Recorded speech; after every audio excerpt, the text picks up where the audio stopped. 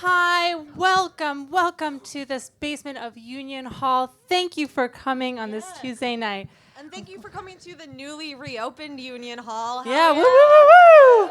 It's got plate glass windows and everything.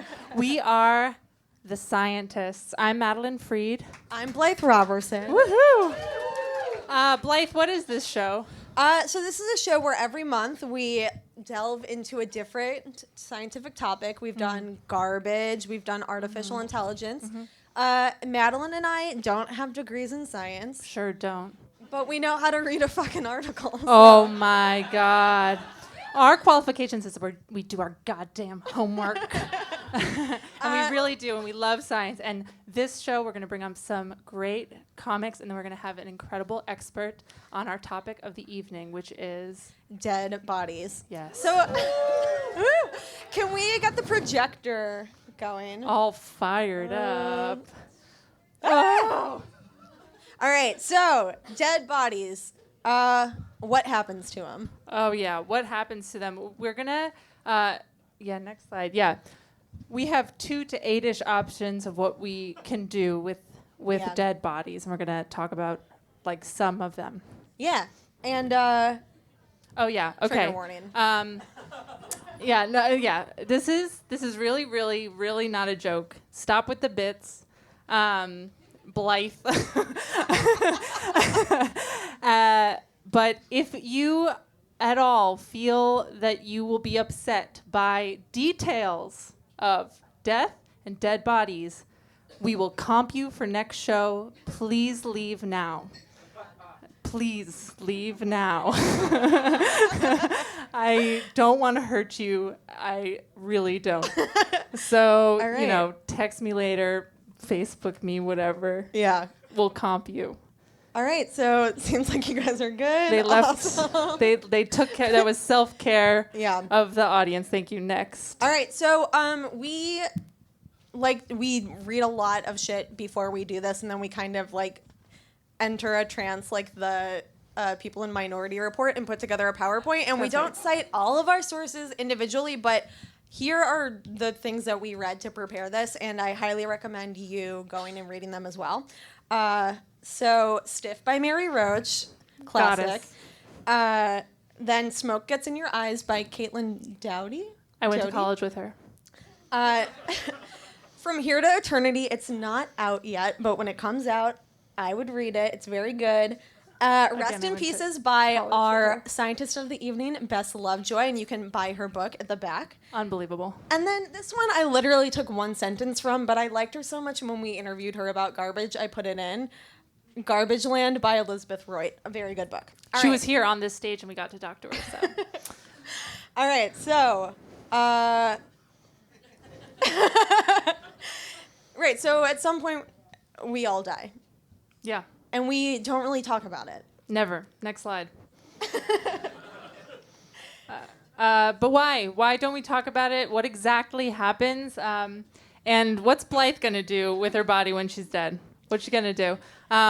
She's the only one of the people on this stage comfortable with talking about those details. So we're going to make this presentation about her and her body. I will never and can never die. Yeah. And if you want to, when we're talking about what happens when you die, if you want to envision your own body going through these changes, you can. If you want, you can envision mine. Yeah, but don't envision Madelyn's. Don't recommend it. Yeah, that's not allowed by anyone in this room. Okay, so this is an organization that actually our scientist is a part of, and it's something that a little bit inspired this as the Order of the Good Death. It's a group that believes that our death culture in America is quite fucked, and it needs some re-envisioning. And so in that effort, we're going to have this show. So, hiding it behind closed doors does more harm than good. Silence should be broken through discussion and art.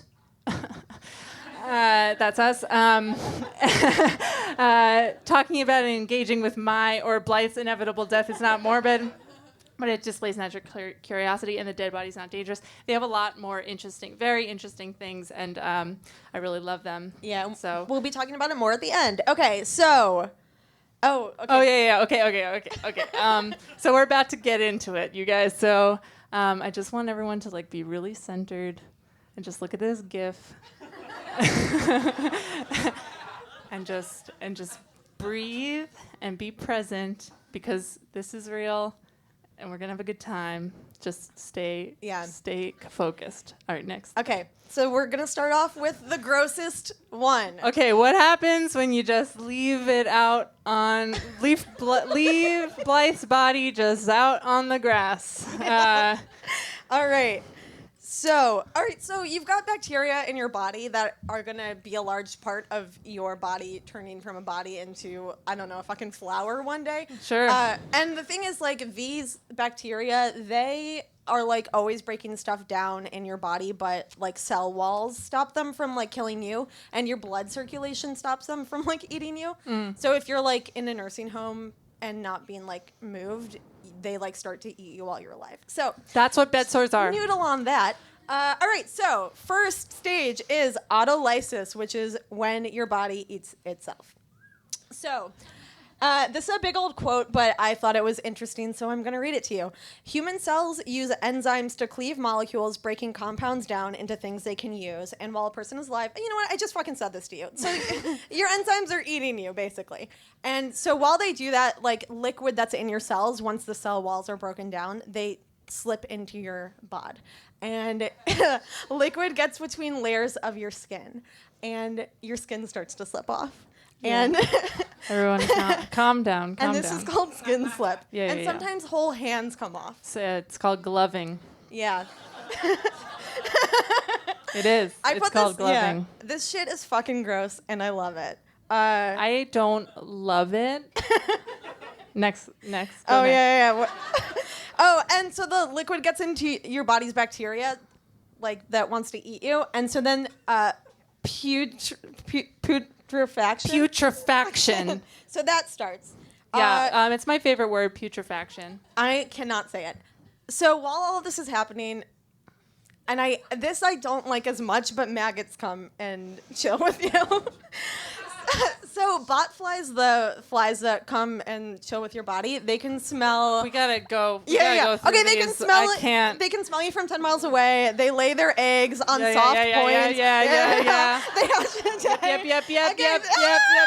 Yep. Okay. Yeah. Oh. Whew. Okay. Cool. So, yeah, they do love. They love fat. They love fat. They eat your fat, and you can meditate on that as you breathe. Okay. Okay. You can literally meditate on that. Okay. So the stages of putrefaction are distinct, and they are immensely disturbing to us in our very sterile culture. But the Buddhists meditate on the stages of decay all the time. Or at least this guy does, and so you can just really consider returning back to nature. So that's nice. There's like dogs there and stuff. Next slide. Whatever's the next step. Bloat. Okay, so bloat. What is it? So these bacteria that are eating you, they produce gas, and they are always producing gas. Yeah, they're right now, and you're farting it. That's the gas, bacteria. Maybe you're when burping they eat. it up. Mm-hmm. But burping corpses can't fart because they're polite. That's right. And so you start to bloat up, and it's mostly in your abdomen, as you might expect. Also the mouth and genitalia. Like the most bacteria places of your body. Yeah. Penises get bigger from bloat. They also get bigger from embalming. We'll get to that later. Which is great because, I wish all men were dead. All right, so so this obviously is a bloat emoji. Everybody uses it for that purpose. So your lips and tongue bloat up, so your tongue actually does stick out of your mouth when you're dead, like in the cartoons. Yeah, and this all goes on until something gives, and usually your intestines rip. Sometimes your whole torso does, and it makes a loud noise. Okay, so then you basically dissolve, like this guy. I found him on the internet. So yeah, your eyes leach away, all the liquid in them leaches away. So they turn into X's, like in the cartoons.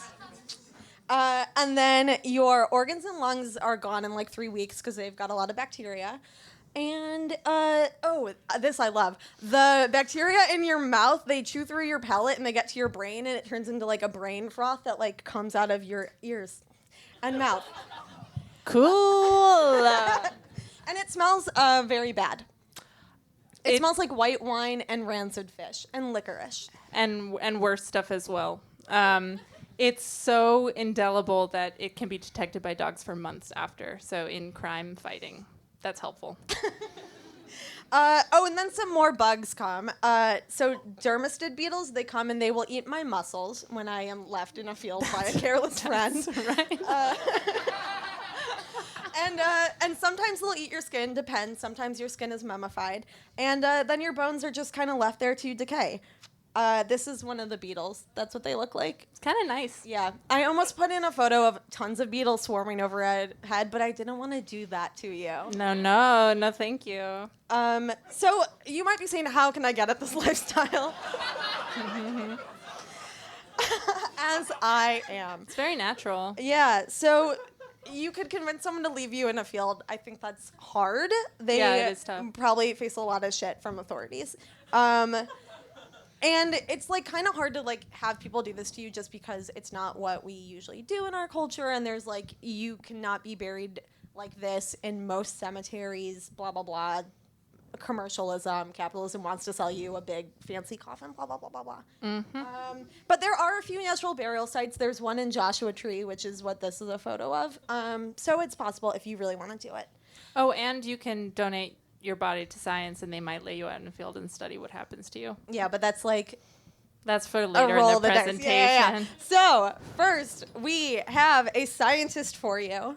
Let me check if they're here. Yes, perfect. Oh my gosh, she's so funny.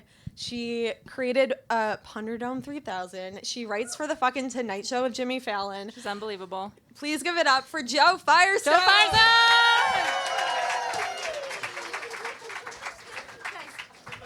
Well, I really didn't know I would be first. What a treat.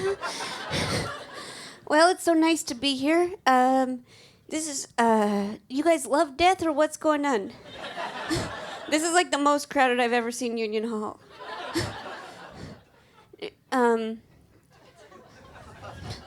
Okay, it's so weird when you ask questions and then, okay, so I was doing a lot of thinking. Have you guys thought about your death plan? Yes. Okay, so you haven't, and that's okay. I just came up with a plan tonight. Today. Technically this afternoon.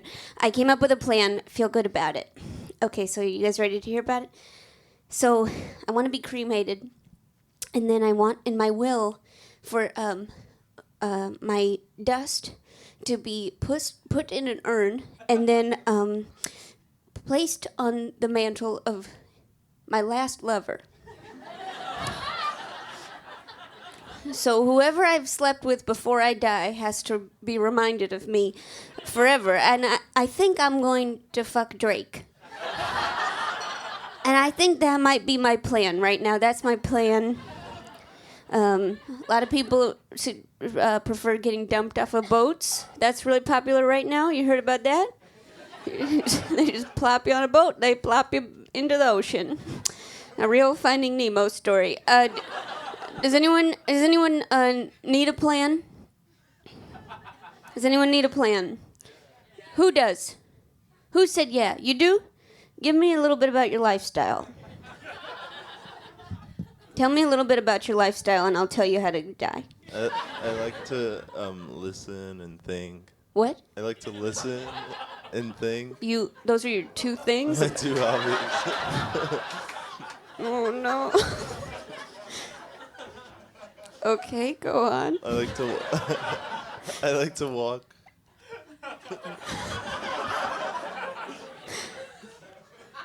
I don't know. And breathe? Yeah. Okay. Simplicity. Yeah. Okay. I love your coat. Thank you. It's hot, but I love it. Yeah. It's hot outside, but there's a fashion coat. Okay, so. Okay. I love fashion coats. Of course. Anyone who loves to listen loves the fashion coats. Okay. Okay, so your simplicity and a little bit of style. Okay, I'm gonna go ahead and say, put your ass in a pine box. It dissolves. Your brain goes into the earth. Put an apple tree nearby. Apples have you. That's what I think you should do. Don't go with steel. It's gonna be too much. Okay, that was good. Thank you. You feel good about that? I feel great. Okay, follow it. You're going to follow it. Thank you so much. Does anyone else want to go? I will just kindly suggest to keep in mind this is my whole bit. Would anyone else like to go? Anyone else?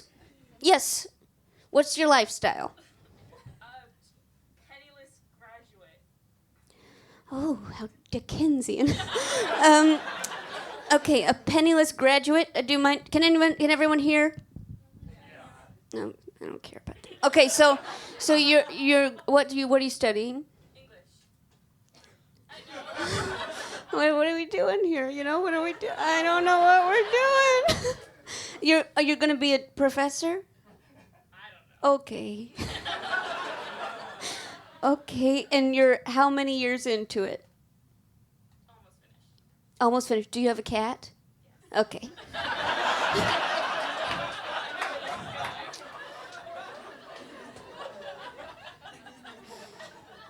You know what? I know I'm not the first one to say this about what cats do after you die.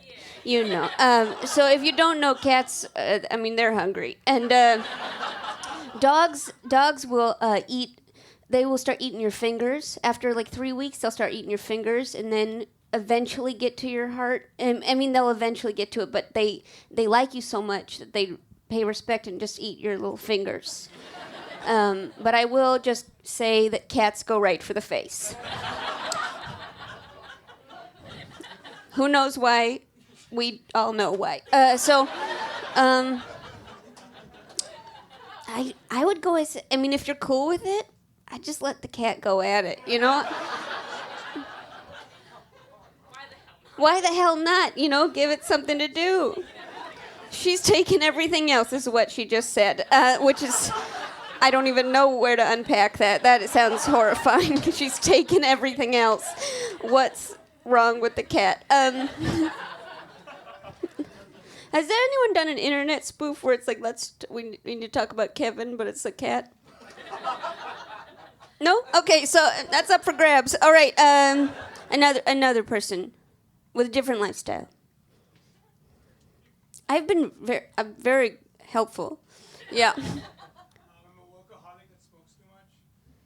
You're a workaholic that smokes too much? What are you smoking? Cigarettes? How cool. Okay. What do you do for work? Journalist? What a time to be a journalist. You must have so much to write about with Trump. Okay. Has anyone said that to you? That's a horrible thing to say to somebody. A lot of people say that to comedians. They're like, you must have the time of your life living in fear.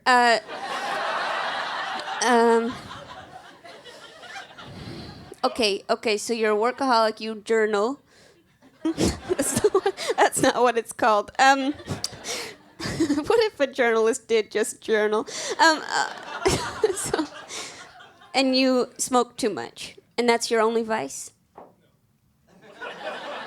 What else you got? The regulars. What do you mean? You drink? That's not a vice. Complaining's not a vice. That's a human part. That's like saying I bleed. Okay. Do you do you work for like a fancy? Okay. What kind of stories do you write? About how data is fucked up. How what is? Data? What is that? Oh, right. I call it data. I'm sorry.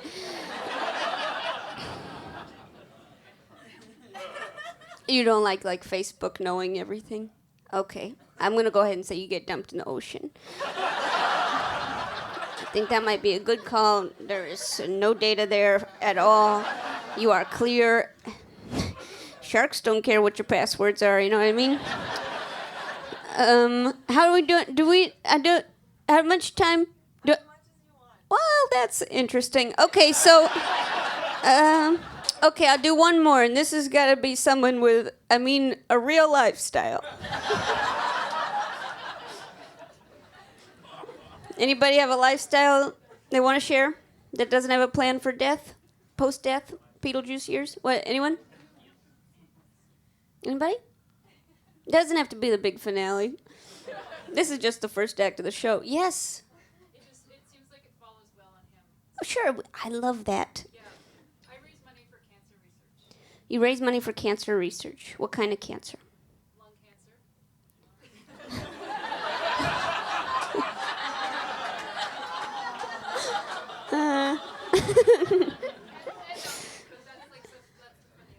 That's the funniest one. Okay. I've heard that all the time. Okay, so you raise money for lung cancer. What else do you do? I am an artist. You're an artist. What kind? Visual photography. Photography. You take pictures of anything? People. People. Are you humans of New York kind of thing, or you ask? Okay, you ask. Okay. And abstract. Abstract photography, like. Can't even explain. I wouldn't want you to. Right. I don't know. I don't know how to. Abstract art, I always think. The good kind, of course. Why wouldn't be? Okay, you're an artist. You do cancer, and what do you like? Are you dating? Are you? No, you're in a long distance relationship, but close now. Where? How far? Canada. You're in. I'm in Canada. You're not. Okay, you're in Canada and you're here. At the same time. Where in Canada are you? Toronto. That's the New York of Canada, right? Okay. So maybe that's my vice. That's your vice? Is city living? Okay. So you're doing good and you pursue your arts and you live in Canada. What's in Toronto? That's just kind of like we're talking cold. No, it's like New York. Okay, and it's disgusting like New York. Not as bad, not but close, but nice. People are nice there. Okay, it's like well, okay. Okay. So if I were you, and I'm not.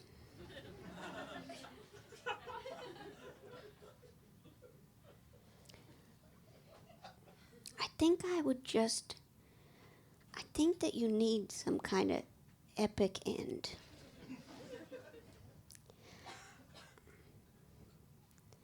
I think that you should put your bones in the wind.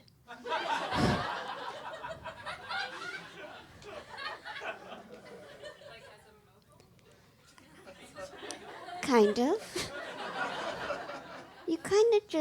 You let the bones have to be clean. So that's up to wolves. And then I think what you do is you kind of just let the bones be taken into and that's where your partner comes in, because you're going to have to do that. You know, you're going to really have to make sure the wolves get there and then toss it into the wind. And that's going to have to be a very windy day, because we do not want those coming back. And now people are going to say it's too creative, but, is it? I think it's abstract in a way, I hope this has been helpful. If you didn't raise your hand, I hope you've at least been brainstorming. Again, thank you so much, and keep it going for your hosts, everybody.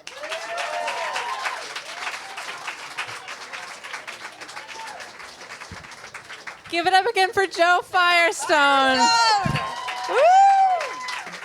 queen of comedy. She's our queen. Oh, God, I love her. I'm glad you guys all learned something. Let's get back to it. All right, what is the next thing you can do with your body? Oh, Embalming. the main one. Yeah, a lot of people do this. This is like the main American thing, although it is getting less popular. Yeah. So what? So okay. Millennials. So why? Yeah. So why do people embalm themselves, Yeah. Well, or have other people embalm them when they're dead? okay, putrefaction is a drag. Yeah. We talked about it. When we look into an open casket, the family wants to be reassured that Blythe is actually dead and is actually Blythe.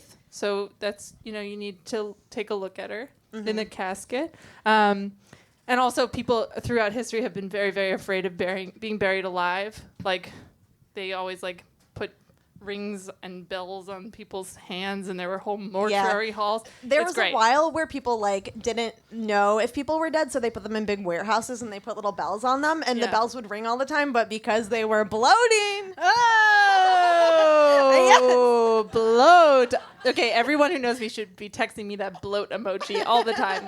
Okay. And sometimes they needed to transport bodies long distance. So, in the American Civil War, there were all these bodies that were far away from home, and they wanted to bring them home without having to smell them the whole way. Yes. So the reason that embalming and open caskets were, at least according to Mary Roach, I guess, in America is because the Civil War, they wanted to stop, the poor people who were transporting all those putrefaction coffins were enough already. So so the way they do it in America is they embalm you arterially. They do it through your blood system. wait, I want to say about Abraham Lincoln. Okay, yeah, go. Okay. And so it was it existed before, but Abraham Lincoln got embalmed, and he went on a countrywide tour for everyone to see, and so it was a countrywide advertisement for embalming, and they were just this looks great. Yeah, I'll do it. Yeah. But it was invented a little bit before in the late 1600s by some Dutch dudes. Cool. All right, so we all kind of feel like we know what embalming is, but what is it? So what they do, they replace the blood in your circulatory system with embalming fluid. So what is embalming fluid? This is what Google says it looks like. And it's a mix of methanol, ethanol, phenol, and formaldehyde. We all know these things. Yeah, and they color it with red coloring so for obvious reasons. Yeah, so that you look pink. Formaldehyde is not good shit. You don't want this shit around you. It does cause cancer. The National Cancer Institute has said that people who funeral embalmers are at a raised risk for blood cancers.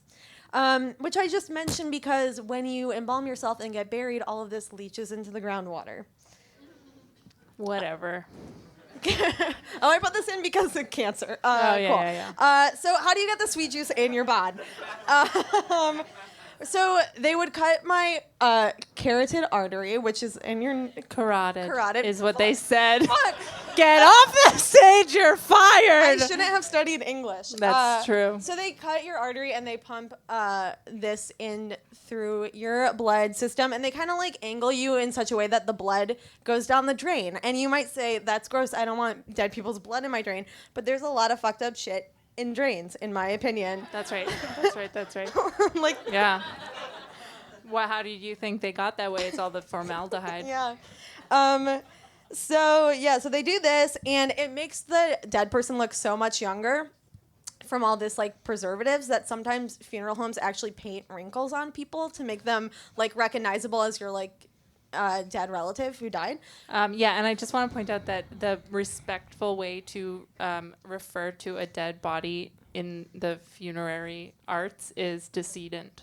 Yeah. So be, think about it. Be respectful. You fucking ironic piece. Next slide. Wait. I just want to say, if it makes you look so much younger, I want to drink it. Can you drink it? You can't drink it. Wait. I want to pause on this one because this is not something you made. You found this, I found this on the internet. This is community art. Yeah. All right. So other than that main thing of pumping embalming fluid through your system, they do they have some tricks. One of them is, this thing is called a trocar. pretty gruesome. All this embalming stuff is gruesome. Yeah, so they'll, like, for me, when I die, if I got embalmed, they would, like, stab it in me and, like, suck out organ juice, like, you know, waste, fluid, etc. from your, like, lungs, intestines, blah, blah, blah. And like then the Egyptians. well, they would take your organs out and put them in pots. That's so true. But yeah, they pump fluid in, and then so your eyes don't, like, you know, in every single fucking movie, like Madelyn would be dead, and then they're like, and now she's at peace. Yeah, your eyes doesn't happen. Yeah, like they just pop back up, And your mouth hangs open. yeah. So they put in these little eye caps, and they like are, you know, when you like drive over a thing and your tires make it go down, but if you tried to drive back in, your tires would pop. It's that idea, but for your eyelids. Yeah, hold on that. Yeah. Also useful because your eyes are like leaching liquid, right? And so your mouth pops open, and they put this little. So they have a couple ways to deal with this. This is a mouth former to like make your face look like it has a mouth in it, and it's got those little those things in it as well. But also most of the time they're going to use a needle injector to sew your mouth shut, because if they don't, you look like The Scream by Edvard Munch. I want a little plug for Order of the Good Death. They suggest just rolling up a towel and putting it under your chin, because that's natural and respectful. Oh, and they super glue you if they need to. Yeah, they'll do anything. And this all takes like 3 to 4 hours. And then they would put they put me in a sealed casket. And then they put that casket in like a marble vault or a metal vault, buried like, you know, 5 feet, 6 feet deep in the ground. And the reason that you have to be in a vault isn't for any like legal reason. It's because otherwise your decomposing makes the ground like dip, and they want to be able to like mow the lawn more easily. And that is a true thing about America. Yeah, but all of this preparation to make you look enlivened in Blythe, when Blythe is dead and she's lying in a casket, that it doesn't prevent decay. As soon as you get wet, it like undoes all of the embalming activity, and so unless you're mummified and you stick around for a while, you're gonna go right back to putrefaction. Right, our 'cause favorite step. When they embalm you, they do it so you look good for your funeral, and like not so that you look good forever. As in Blythe most called cases. it, as Blythe called it earlier, your corpse party. No, thank you, Blythe. Okay, then this is Okay, this gif is coming for me. And so it's just another moment for us to breathe, and just so we want to explain. I find this whole process very unsettling. I am Jewish. Jews don't do this. It just is not acceptable to me. But that's all right. It's all right for everyone else. I'm Catholic, and I believe that when Jesus came down and said you should pump embalming fluid through your system, you have to believe it. Well. Okay, we'll talk about this later. But like, you know. You just like rise up for whatever. Okay. I was gonna put a picture of the rapture here. Whatever. We're moving past it. All right. So the next one of the two main things that people do with their bodies in America. Oh, it's the next one. It's cremation. This is the real deal, babies. Yeah. So the embalming has become less popular. Cremation has been going up, although you can do both. Why not? Nothing's stopping you. Next slide. All right. So how exactly are you cremated? Yeah. So that you go into this machine. Mm-hmm. What happens? Oh, it's 24,000 pounds. It's very expensive. It gets upwards of 1,800 degrees. What else? And it's very, very energy intensive. Yeah, it burns a lot of natural gas, costs a lot of money, burns a lot of gas. The most efficient it can be is just keeping it on all the time. Yeah. Which is But who has that kind of body that's lying around? No, well, they keep it fired up. So it's bad for the environment, as you might have guessed. It emits carbon monoxide and soot and sulfur dioxide. And also it's one of the biggest problems, which I never would have guessed in a million years, is mercury from dental fillings. They're in your mouth. It's like, if they're so bad, why are they in your mouth? That's right. And actually, when they first introduced cremations, it was like very unsettling to everyone, as you can imagine. But they thought the original argument for it was that it was going to be more environmentally friendly, because they thought bodies in the ground were leaching things, which they don't unless they have embalming fluid in them. Yeah. So it's very energy intensive, like we just said. This was an interesting stat. Every time you burn a body, each cremation burns like as much energy as a 500-mile car trip, which is past Cleveland. If you want to make it to the beautiful city of Cleveland and then just beyond. Honestly, I would rather be burned to ashes than go to Cleveland, but that's just me. I've been stuck there. Yeah. Oh, so like you might think, well, okay, we have all this heat. Can we do something with it? Can we? Maybe. So in England, a crematory used the heat to heat a community swimming pool, which saved like 14,500 pounds a year, which I think is equivalent to 500 million US dollars. That's right. That's right. And I think this is the actual pool. That's the pool. The other thing is that anytime you like encourage this type of like anything having to do with death, you just like immediately people are angry about it. So there's not really a way to recapture that without getting a lot of people angry at you. Yeah. So okay, let's say that I've been cremated. Let's talk about my ashes. Also, they call these cremains, which is a hard no from me. yeah, I hate it.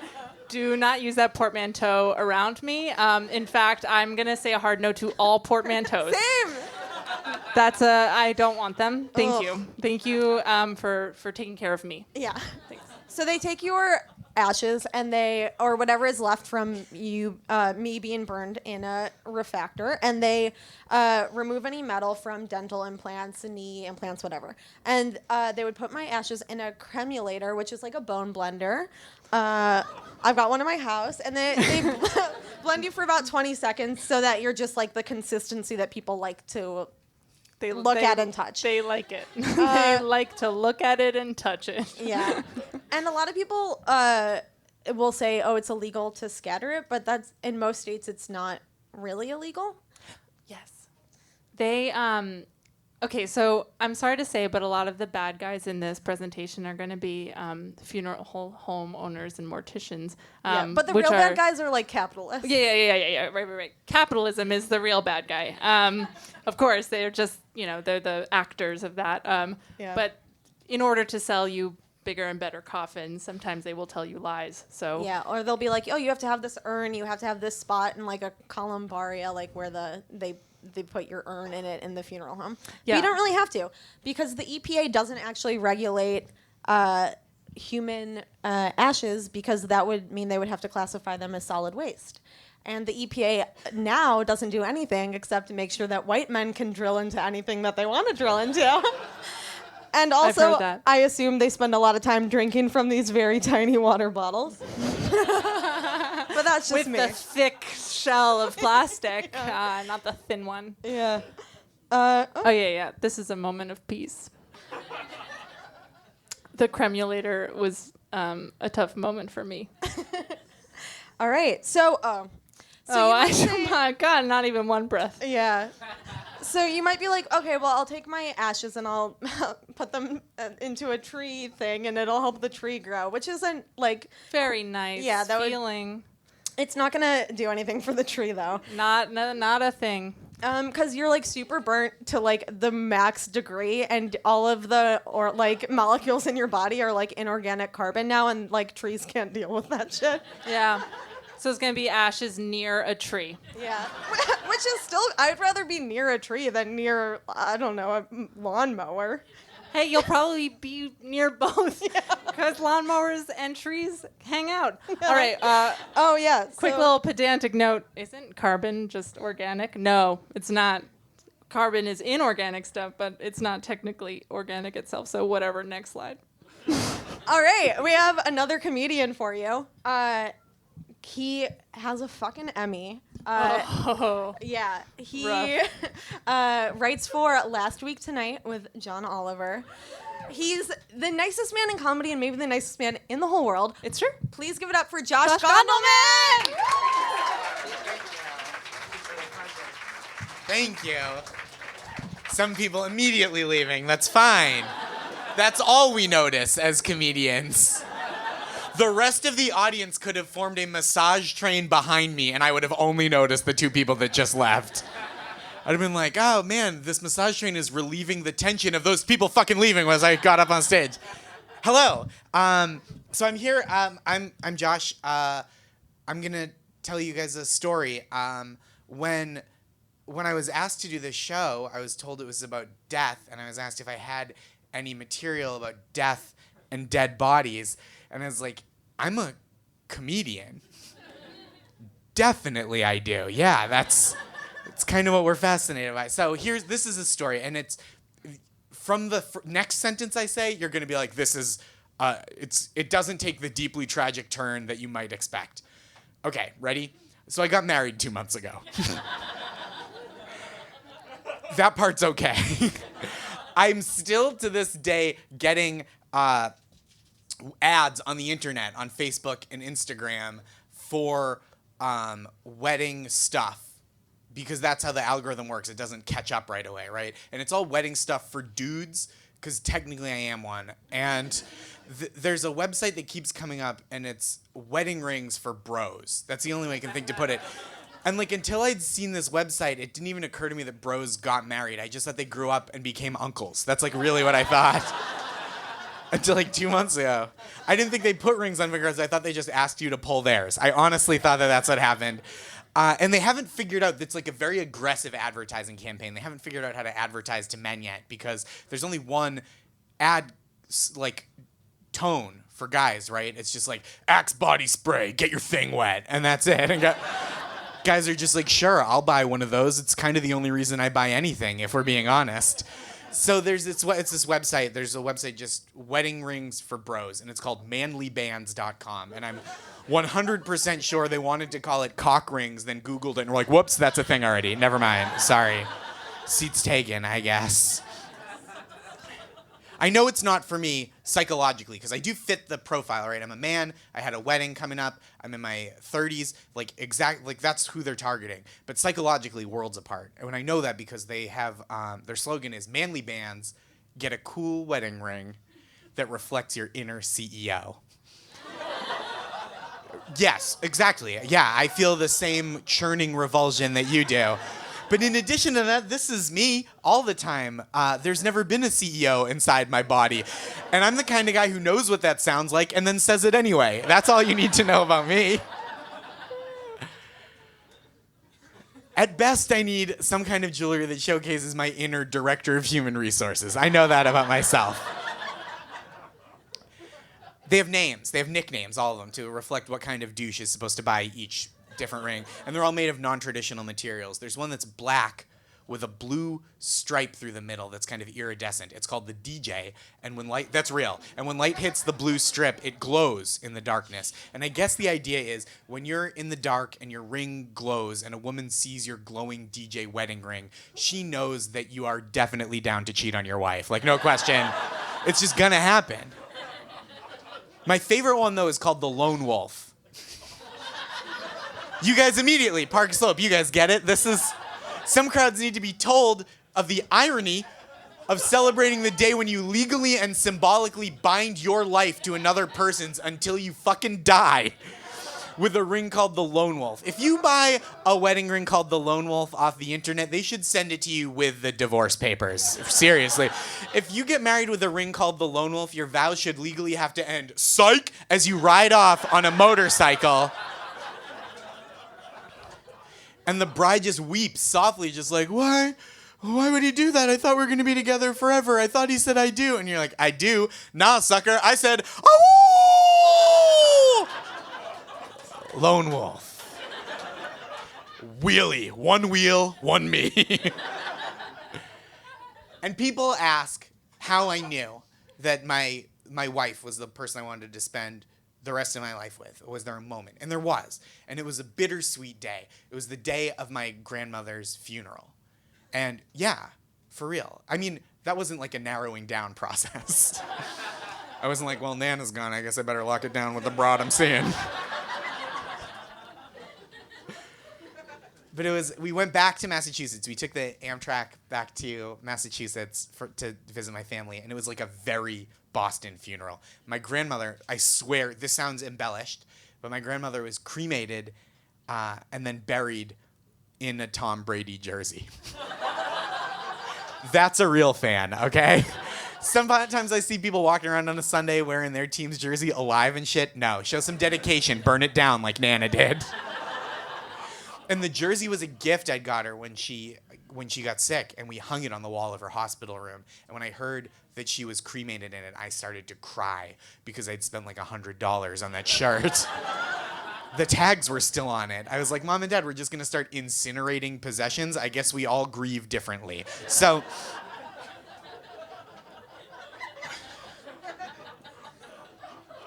I think exactly 50% of the audience laughed a lot at that. And the other 50% was like, no, you don't. So we had the funeral. We spent all day with my relatives, close relatives, distant relatives, friends of family. It was really like lovely to see the show of support, but it was kind of a lot. It's like this Jewish tradition called Shiva, where after the funeral you spend like the next few days, especially in the afternoon, with like everyone your family has ever met. And I guess the idea behind it is once you're done with that process, death doesn't seem so bad. And so after that night, the night of the funeral, after we stayed with friends, I almost said celebrated, which was like the very wrong word. But after we commiserated with family and friends, we went into the city of Boston from the suburbs to see some old friends and just kind of like lighten the psychic burden a little bit. So we get in my mom's car, which we borrowed, and turned on the radio. That's all we had to listen to. And terrestrial radio in Boston is abysmal. It goes up to like 1997, skips forward to the Dropkick Murphys song from the Departed soundtrack, and that's it forever. They don't have Rihanna. It's a wasteland. It's terrible. So we turn on the radio, and the first song we hear is the song Caress Me Down by the band Sublime, which is a very bad song. It's a story told in 2 languages, if you don't know it. First of all, Sublime, in general, the vibe of that band, if you're not familiar, it's kind of like a blacklight Che Guevara poster that you listen to, if that does it. Caress Me Down is specifically a bad song. It's a story told in 2 languages, and the story is a guy fucks a girl, and then he fucks her in Spanish, and the Spanish time she gets pregnant. And I don't know if that's racist, but it feels racist to me. So whereas the song comes on, and my girlfriend at the time starts singing it super loud right in my face. When I see Maxie, makes me feel horny. Which, first of all, if you're writing a love song and use the word horny, delete draft, start fresh. Horny is not a song lyric. It's something you put in a text message with an eggplant emoji. We all know that. We're grown-ups. She keeps singing, like as a joke. This isn't like where I find out she's a juggalo. She keeps going. She's like, kiss me neck and tickle me fancy. Like, tickle me fancy? What are you, a horny pirate? You need to stop singing or I can't love you anymore. So we get to the bar. We have a couple drinks, no more than the legal limit. We get back in the car to head home. You guys booed when I just said exactly what happened, and it wasn't wrong. We get back in the car to head home. We turn on the radio, and the first song we hear is Caress Me Down by Sublime again.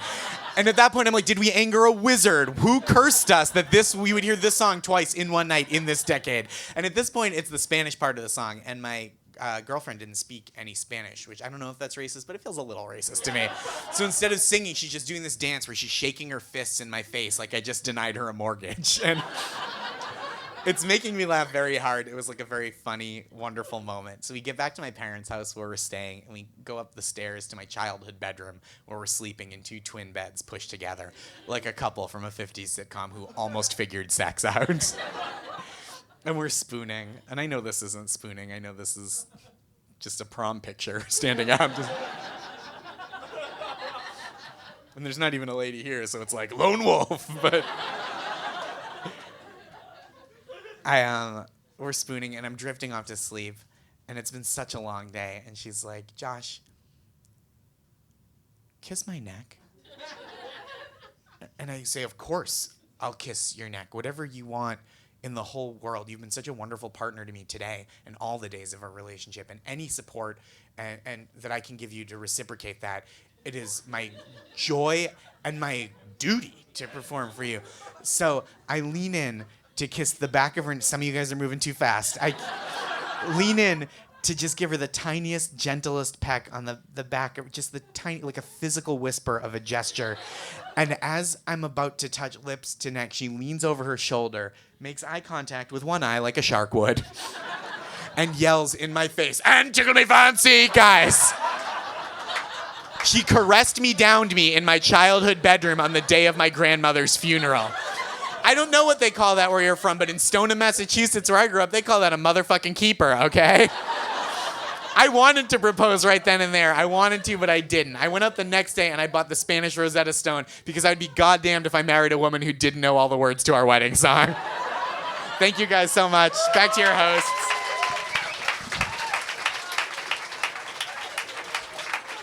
God, what a treat, Josh Gondelman! Oh, he is the tops, though. He really is. Yeah. Ugh. All right, what's next? Oh, no. I don't know. What's Okay. what's What is next? next? So get cremated, get embalmed. That's pretty much what you can do. But if you're ambitious, maybe you can do other stuff. Yeah. Oh, actually, this one people normally do. This one isn't that weird. Oh, hey, You can donate your body to science. Other major option. So Yeah, this is new. This is new for Americans and the world because until very recently, anatomists were the ghouls and goblins of the medical world, because there was an idea that when you died, your like literal physical body was the thing walking right into heaven. So if you or hell, whatever happens in eternity, I'm Jewish. I don't know. We don't have that.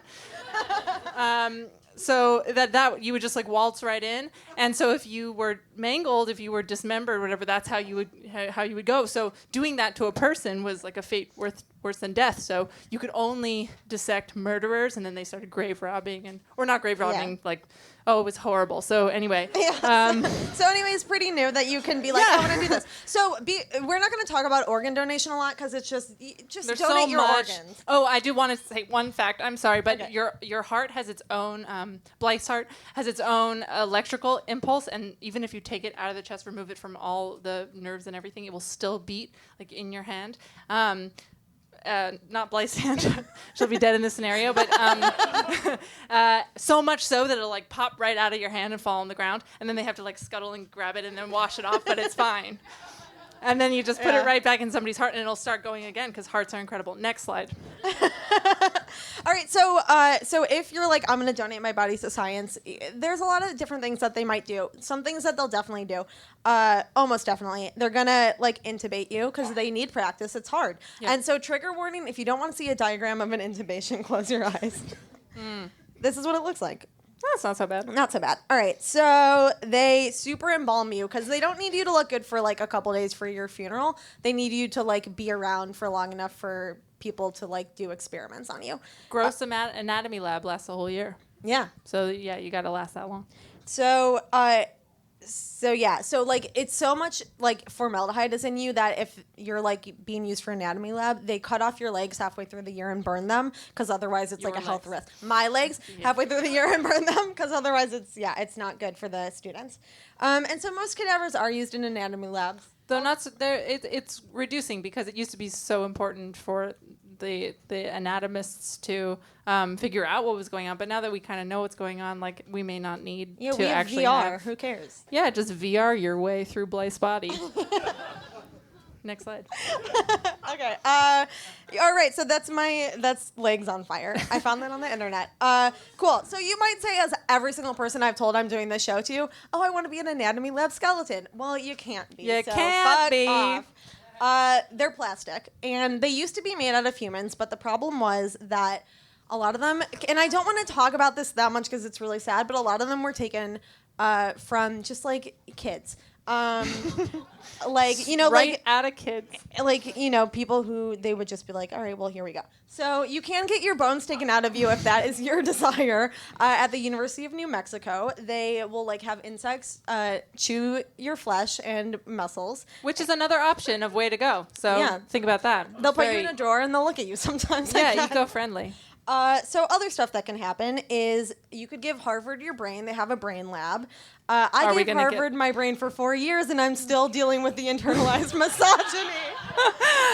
So I wouldn't do it. That's a good joke. That is. Blythe went to Harvard. But if you wanted to, that's what that looks like. Yeah, so many things happen when you say you donate your body to science. That's science of every single type, and lots of people will use you and practice on you, including like a plastic surgeon. Could give Blythe a little nose job, little chin, like whatever, just like a little something, because you do not want a plastic surgeon to be operating on a live person for the first time. Yeah. So they practice on your head.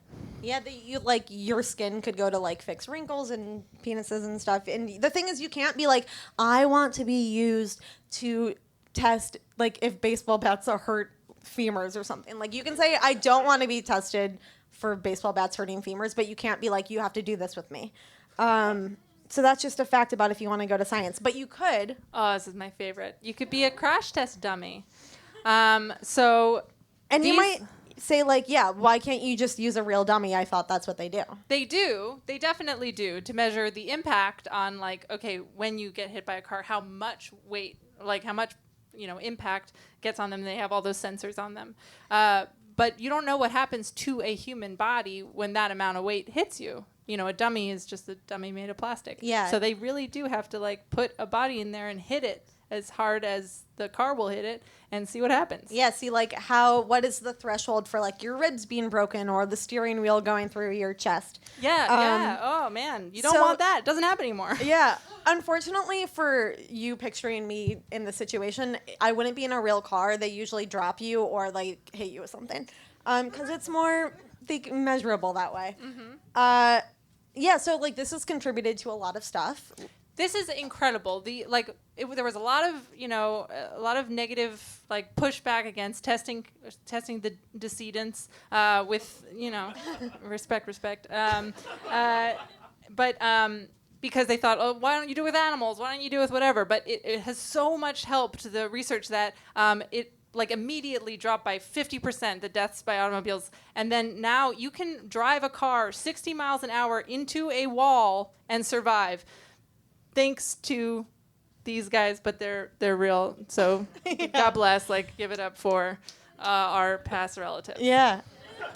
And it's not just like car stuff. You can get tested for like how much a stomach can hold, and it's like 4 quarts. It's 4 quarts or something. And it's 4 quarts. You might say I've eaten more than that. Well, you haven't. Some people have, but then they died. Okay, yeah. They test like if a window is gonna cut off your finger, like can you get shot by a non-lethal bullet? And you might say like I've tested all that myself alive. Well, great, get embalmed. I don't care. Oh yeah, this is a little moment for you, a little moment of peace. Okay, are you good? Yeah, I'm good. Okay. Oh, comedian. What? Yes. All right. Oh my God. This is our final comedian before we tell you a little more science and then interview someone. Comedians. You might have seen their stuff on thenewyorker.com. They are a very funny duo. She is an associate editor and writer for Reductress. He's been on fucking Broadway. Oh. Give it up for Friends Who Folk!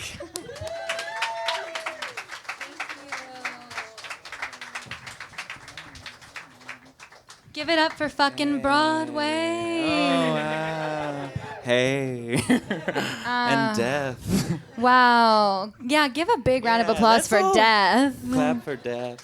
Is anyone here? Is anyone here dead or no one? Okay. So we're Friends Who Folk. We're gonna sing a few songs for you, and this first one is not so much about dead bodies, but it is about dead traditions.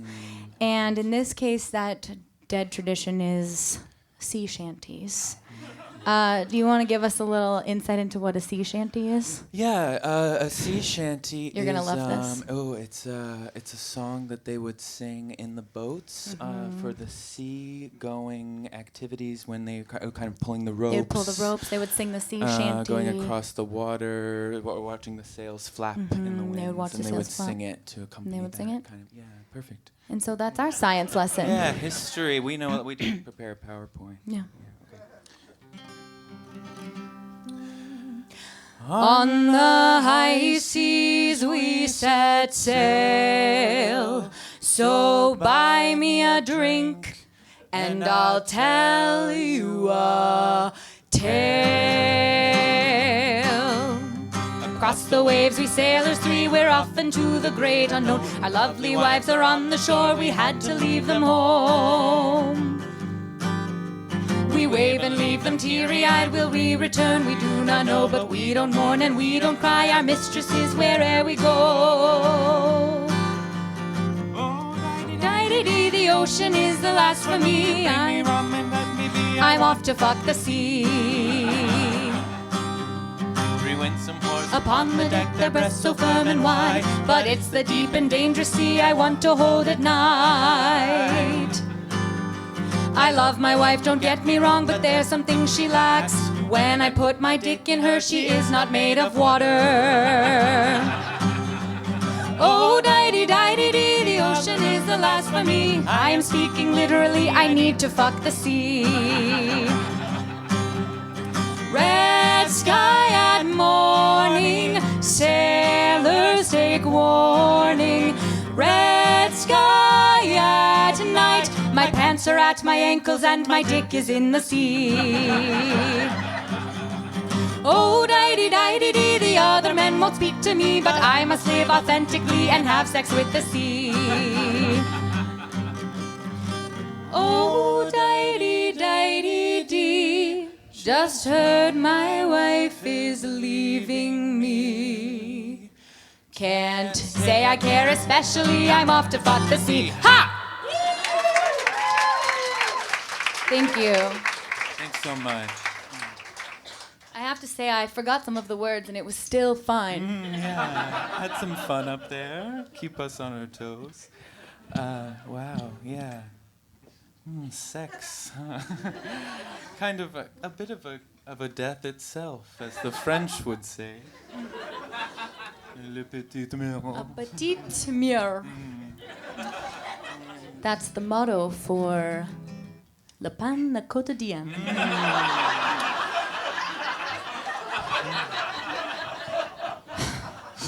All right. Oh yes. This next one is very exciting. Yes.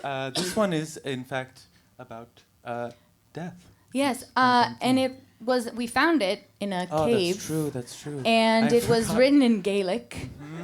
Rachel actually translated it herself I from the did. original Gaelic. It so, took many days. And many hats.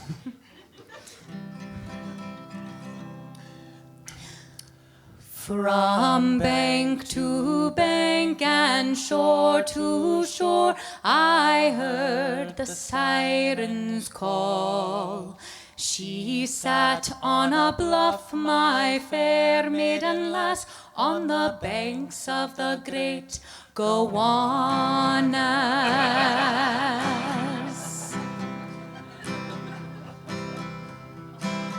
She let down her hair, her flaxen hair, she unfastened her petticoat. It was then that I saw that she meant to jump in off the banks of the great Gowanus.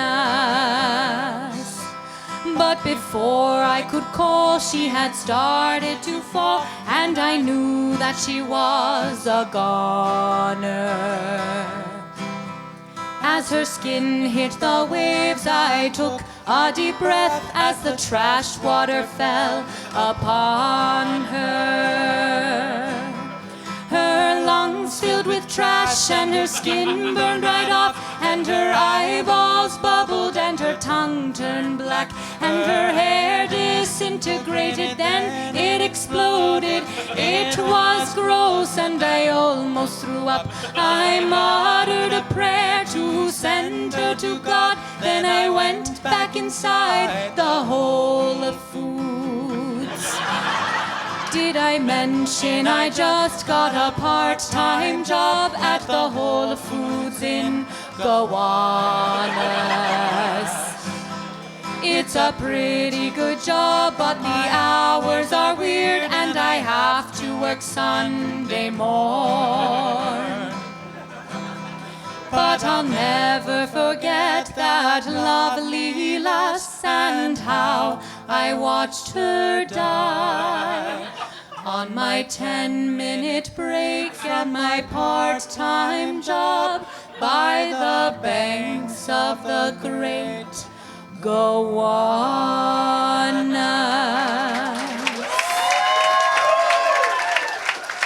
Thank you so much. Thank you.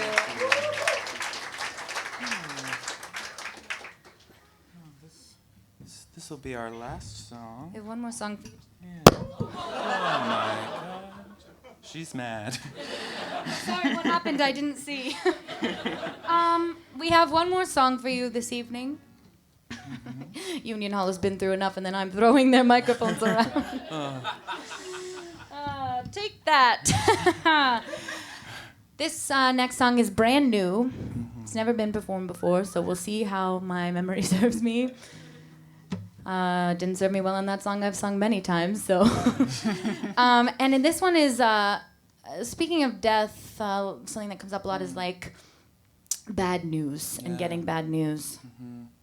So this is a song that kind of deals with that.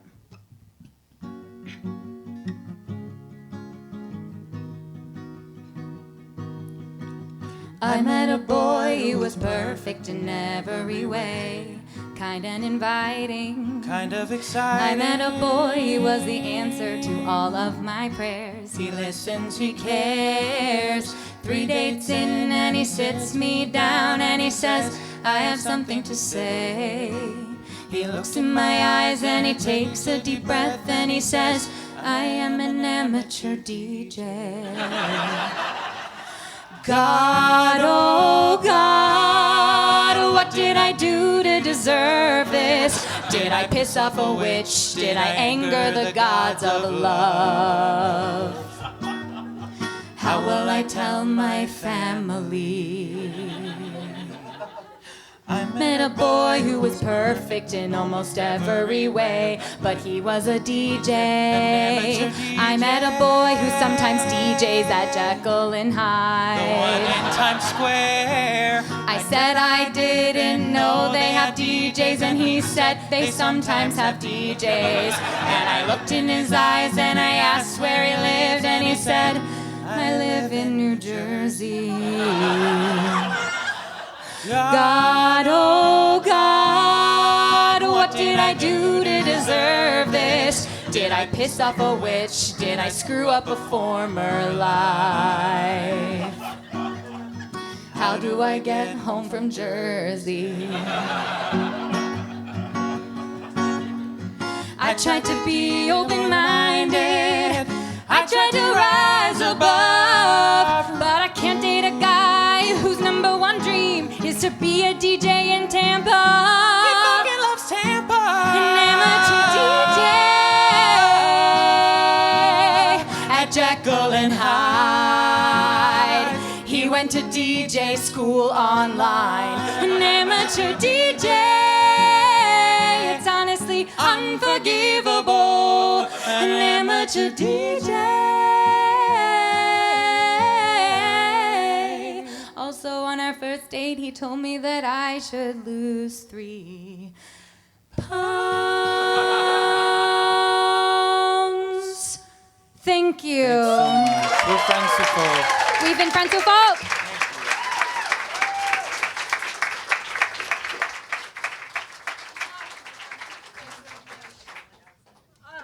One more time for Friends Who Folk. Isn't it nice when they can sing? It's always good when people have real talents, you know? I have a friend who's a comedian, but also a magician. Oh my God.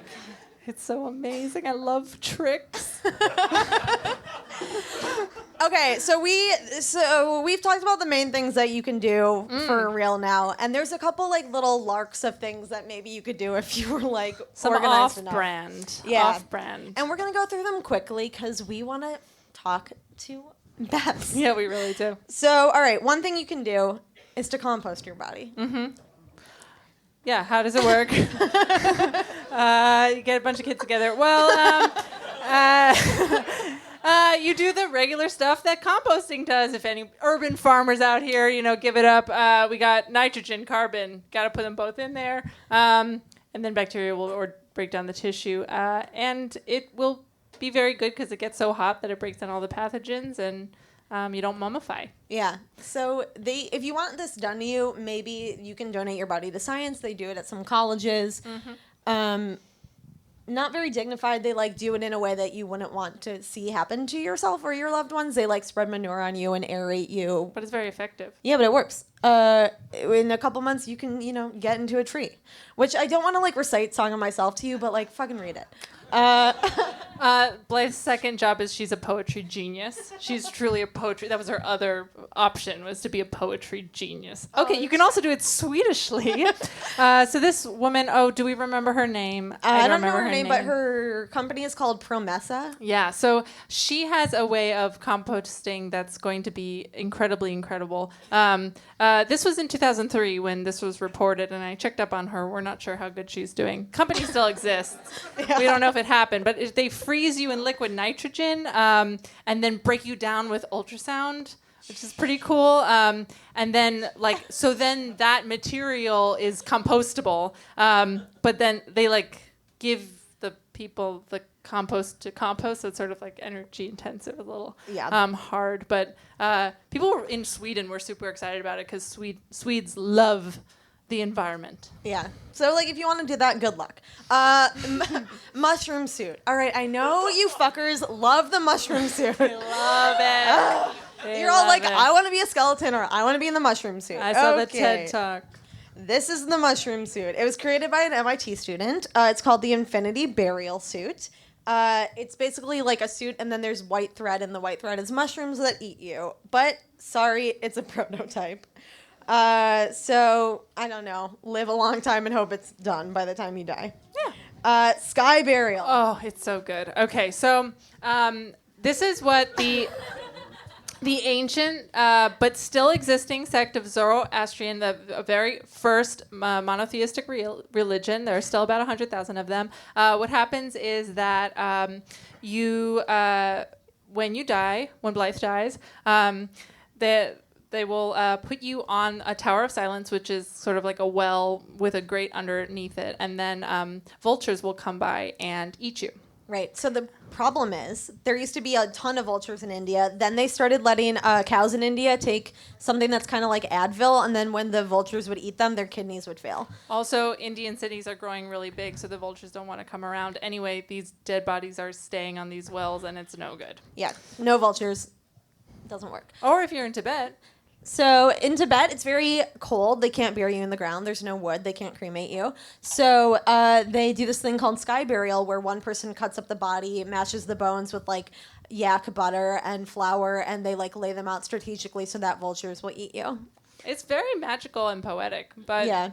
You can't really do it. Yeah, you have to be from there. And also there's tourists coming in taking photos of it, which is less cool. Oh, and also if you want to be a Zoroaster, you can't. Both your parents have to be Zoroastrian, so no good for that either. Yeah. Does this mean? No, wait. What does that mean? Why is that there? Oh, sludge. Yeah. This is another way you can do it, but it's not called sludge, Blythe. Ugh. It's called water reduction. Sludge is a disrespectful way to refer to it. Blythe. Okay. That's you Alex Mack yourself. This is all very rude, very disrespectful. So yeah, so it's a process by which you put in lye and a lot of pressure, and they want to compare it to cremation. So all that's left is bones and a sterile coffee-colored liquid that is pH neutral. Yeah, well, don't talk to me until I've had my morning sludge. And And it's actually a really good method, and it's less polluting than cremation, and it's a lot cheaper. It's good for places like remote places that can't like have a cremation oven firing all the time. And so this is really good, but it's like a whole brand new way to do things. So people are a little weird about it, and only animals do it now. So. They don't run the machines. They get dissolved. Yeah, but also it's like not helping anything. Anyways, who cares? Breathe. All right. So what do I want to do with my dead body? Yeah, you were given the choices. Now what do you want? I just want to be like left in a field and like. Okay, so why don't I want to donate my body to science? Take my organs, I don't care about them, but I just feel like I don't want to be embalmed, and I really don't want to be used for plastic surgery, because like I've spent my whole life trying to not be hot, and I just don't want someone to fix that when I'm dead, and just like let me turn into a tree, that's all I want. But I don't trust my lazy family to figure out a way to do this. I feel like they'll just embalm me. Oh, brother. Well, I'll be there at least. Yeah, thank you. Will you naturally bury me? Of course. I'll live forever, and so I'll be there. And for all of your deaths as well. But yeah, talk to your families about this. I was telling my dad about this show, and I thought he wanted to be embalmed, and he was like, I want to be cremated. And I was like, okay, cool. All right, now for our scientific authority. We just talked about what do you want to do to your body. I have ideas. But if you're famous, sometimes people just do whatever they want to your body, and they don't listen to you. And so our author wrote a book. You can buy it after the show, called Rest in Pieces, and it's about what happened to famous people's bodies when they died. So we're going to talk to her. Please give it up for Bess Lovejoy. Oh, there she is.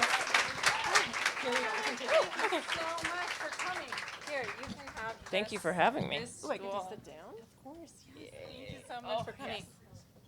Okay, so we did call you a scientist, but that's not exactly what you are. Yes, that is not correct. I'm not an authority of any kind, really.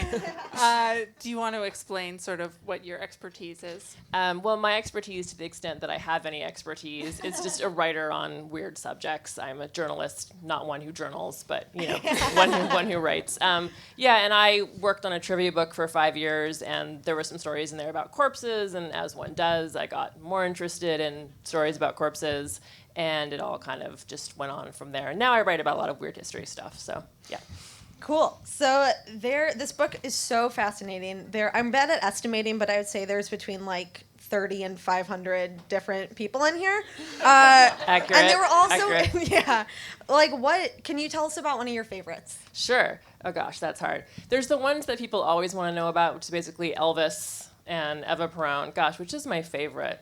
That's hard. Alexander the Great is maybe my favorite because I started with him and my book wasn't due for like a year, so I spent the longest on him, and then I ran out of time and was like, oh shit. But I like him because he kind of illustrates how big a deal you can make about a corpse. So basically they turned his corpse into this major shrine that was like it was like the must do stop if you were, is it haunted? Something happening? So basically, his grave became a very politically important place, and like all the local dignitaries would come, and like there's some story about some emperor leaning over and trying to kiss his corpse and like knocking his nose off a little bit, like you could get that close to it. But I think they even created like a new god, not out of his corpse, but out of him in particular. And it was just like a really politically important place. And then it got lost, but over the years, there's been all these different archaeologists who've tried to find it, and actually the search for his corpse, although I don't go into that much in the book. But that kind of like kicked off archaeology as a discipline, actually, just like the search for his body, which is probably underwater now anyway, so it's going to be pretty hard to find. But yeah, he's sort of one of my favorites. Yeah. So that, like, we have to, like, go find their body, I feel like is a recurring theme throughout the book, where people are like, either we hate this person or this person doesn't matter until like 200 years later, and then they're like, oh fuck, where is that person? Yeah. That happens a lot. Yeah, which is like, if people decide in 200 years that I'm famous, like, just who cares, don't find me. But they'll find you. What? They'll find you. Oh, thank you. But one of the ones that I thought was so great was John Paul Jones, who I actually hadn't even heard of, which makes me feel like an idiot, but American like naval hero. And can you just like tell us about his journey? Sure, and it's funny, not that many people ask about him. Like very rarely does he come up in interviews.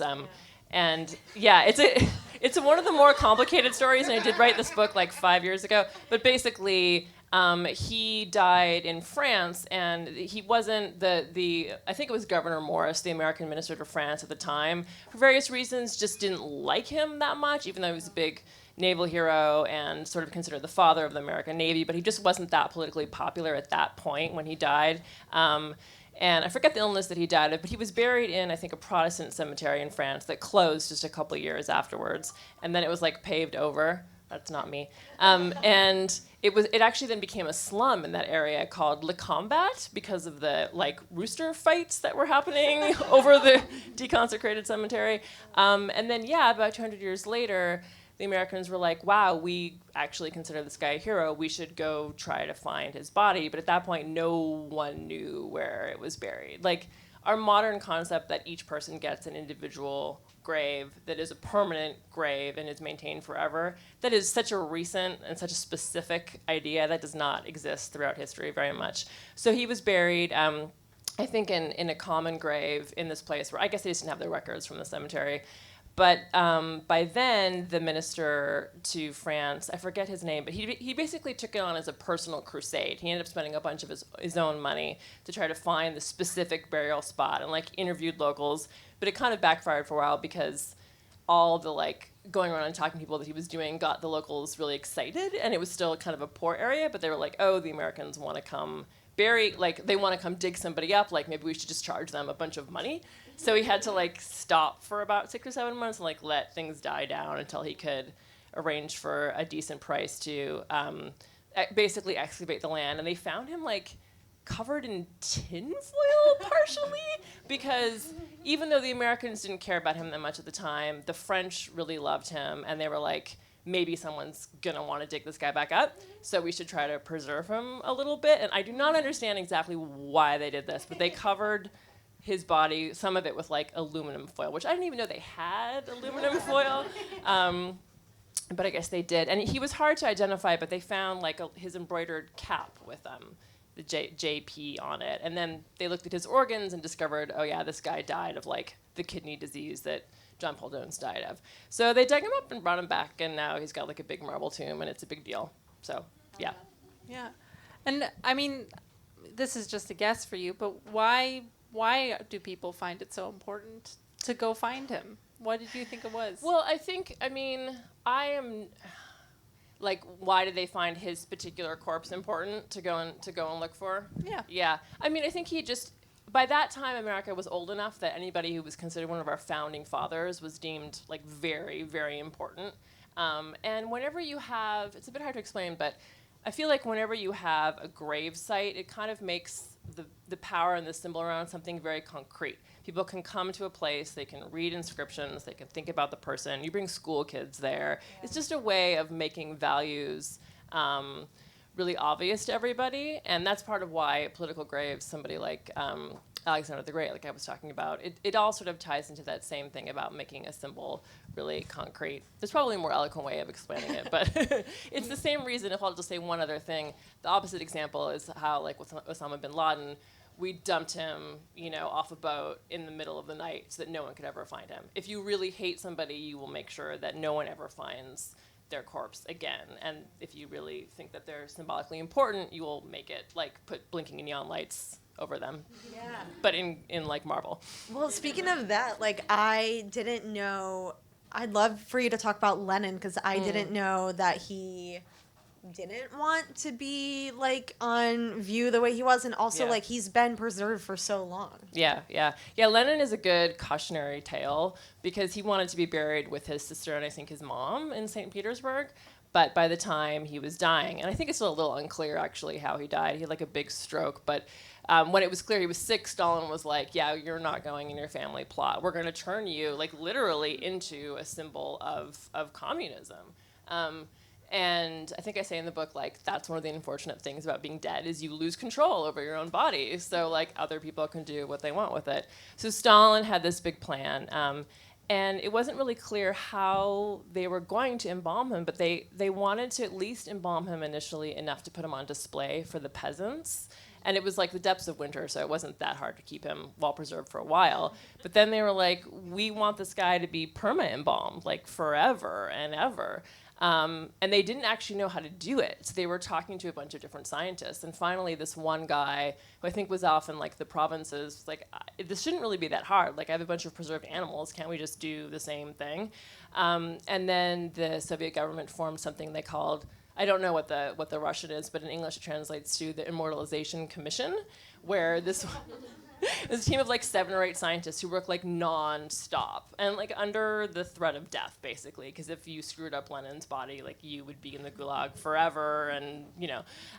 But yeah, they did all. I don't remember all of the gory details, and I'm not sure people would want to hear them anyway. But there were a lot of baths in various fluids, and a lot of incisions and cotton batting and some reconstruction that happened, and it took them like months actually. And I think they did one embalming, kind of didn't work, and then they did another one forever and ever. But they still have to like take him out every couple of months and give him like a beauty bath to make him look good again. So he's like a little taxidermied. He's very taxidermied, Okay. and there's a lot of not exactly conspiracy theories, but there's a lot of theories that like there's not that much of him left. But from what I've read, like the dude is not a wax dummy. Like there's definitely some Lenin DNA in there. I just don't know how much. God, that's wild. Ugh. So on the exact opposite end of the spectrum, we'd love to ask you about the Order of the Good Death. Yeah, I'm a fan, definitely. Same. And, yeah, and we just want to like have you explain sort of what it is and Sure. why you were interested in joining Yeah. and its motivation and points. Well, it was started by Caitlin Doty, you guys talked about before, and I love that you put the tenets up there of death positivity. And yeah, it's really Caitlin's sort of baby, feels like the wrong word to say. And she is a mortician, so, and now she runs like a natural funeral home in LA. So she was really motivated by the idea that we live in a death denying society, and that we need to do better at talking about death, and that, you know, morbid curiosity isn't necessarily morbid. Like a curiosity about what happens after death, even though it can be difficult for some people, is a very natural response. And I think she coined, other people claim to coin it, but I think she coined this term death positivity. It's kind of hard for some people to understand, but she was inspired by the idea of sex positivity. Like basically, sex is gonna happen. Arguably, like, you could go your life without having sex. You can't go your life without dying, probably. But just as we have the idea of, yeah, besides you, for everybody else other than you. But just as there's an argument that we need to do better at bringing sex out into the open so we can discuss it like healthfully and have healthful ideas and policies around it. The same is true of death. Like it's not going to go away. Stop denying it. Be open about it. Both for like short-term practical reasons, things like having conversations with your loved ones about what they want done and what you want done for everyone except for you. It makes it easier when the time comes. Like when when Caitlin kind of found out about my book and like asked me to get involved, I started talking to my mom and grandma. My grandma, who was 85, refuses to say what she wants done. Like she's like, whatever you guys want. And that's not a good response because it creates a lot of stress for the family who are already grieving, and they don't want to try to figure out like burial, cremation, what to do. It's really better to have a plan of some kind, as difficult as it is. But you know, Caitlin believes, and I believe too, that there's also sort of long-term benefits towards realizing that we are finite beings. I'm going to go real deep for a second. Like, we are finite beings and the earth is also finite. So we kind of need to realize that, again, capitalism, like we don't live in this ever-growing, ever-expanding society. We have to understand that things are precious, things are sacred, and they have limits, and we need to care for them respectfully and with intention. And if anyone's interested in that idea at all, there's a great theorist named Ernest Becker who's written a lot about how denying death leads to a lot of the more aggressive impulses that people have, like war, et cetera, and how slowly, carefully being in touch with the idea of your own mortality can make you like a healthier human over the long term. Oh, Well, I feel like that's kind of the point of our whole show, so maybe should we call it there? Are we done now? Okay. Yeah, thank you so much for coming. Yeah, Please give thank a you hand guys. for Bess Lovejoy. Please buy her book, Rest in Pieces. It's great. And thank you all so much for coming. Have a great Tuesday. We love you. And downstairs closes, but upstairs is a bar, so come hang out and ask us more about sludge. We know so many facts now. Okay, bless. Bye. Houston, 20 seconds to LOS TDRS. Roger, nice to be in orbit. Scientists is held monthly at Union Hall in Brooklyn, New York. Live sound and recording by Dave Polk. Hosts were Blythe Roberson and Madelyn Freed. Produced and edited by Shannon Manning for Good Orbit.